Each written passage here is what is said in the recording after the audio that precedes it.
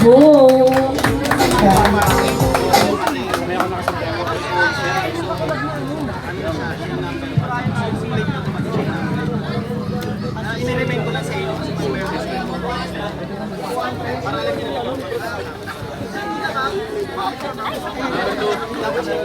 Naon may concert.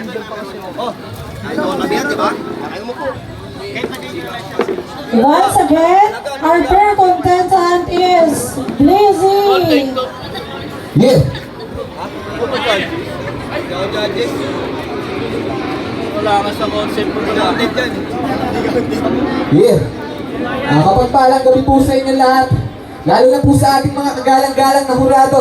Ako nga po pala si Blizzy Makata na nanggaling pa sa Mandaluyong. Baon ng pag-asang muling makaahon. Ang bansak na sadlak sa hinahon. Oo, marahil na uwi sa di magandang argumento. May tama at mali, kaya't nibel ang pagtatalo. Lulutang ang sagot sa kung anong buod ng kwento. Korupsyon na di kayang itago, tunay di invento. Kaya't pakinggan nyo maigi, lalo na mga hurado, ang liyap sa loob ng aking verso. Sige po, maestro. Alas po. We're all for honest government, and yet the world is different.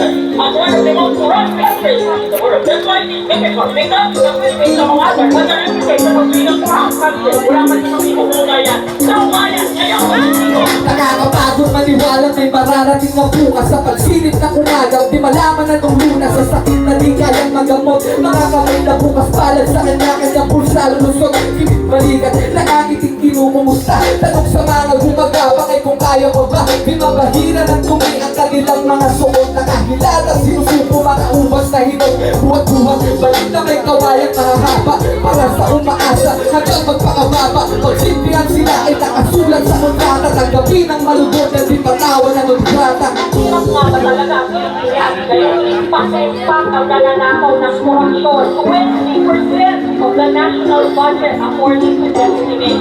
That translates into billion or worse. Billion ang mga nasa pwesto sa gobyerno ba? Ayos na mamana. O para na nilang napagtutuluhan? Pagod na ang Pinoy sa kakapaubaya. Ang kapal ng bayan, rekta sa bulsa na mandaraya nating pamahalaan. Habang ikaw naman hirap, yung iba nakahiga sa perang galing sa pamumura. Nakakaloko ang nakakabobo. Salita yung pagbabago, ang buwis naging buwis sa buhay namin. Hindi na bakit kamo, habang kayo pagod na katrabaho. Yung bahay mo lubog na sa baha mo pag uwi mo. Nagkakalumatay sa kakarampot mo na sweldo mo. Si oras kahit kalabaw, na pwede magandamo. Dahil kapag maliit, hindi na papakinggan. Sila na may merong pagkain sa tipo na pinggan. May magagarang bahay, lupain at mamahaling kotse. Iba ka ng pera, hindi ka siya sa isang lote. Magagawang sumasahod sa loob-loob na sobre. Para sa pamilya ni Kaos, araw dinodoble.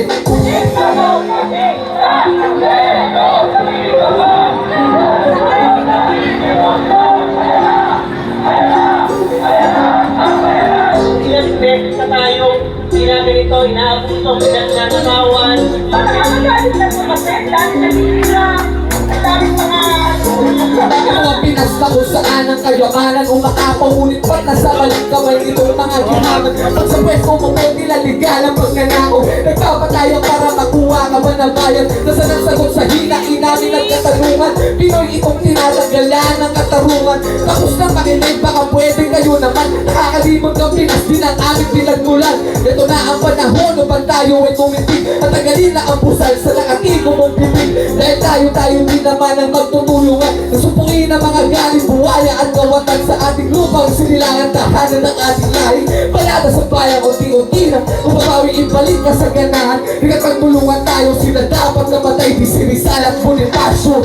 kung lahat pala tayo alam, o marami pala tayo ay alam. Why is the Philippines more corrupt and maximum corruption in the whole world? Sagutin niya ko niya. Malinis kayo? Aba kung malinis pala, mag-challenge natin. At malinis pala, bagong kwenta. Bakit wala niyo tayo sinilista ng Transparency International at one of the most corrupt countries in the world? Hindi ba nasa digmaan kung ating susumahin? Sigaw ng Pilipinas, tila bulog sa hangin.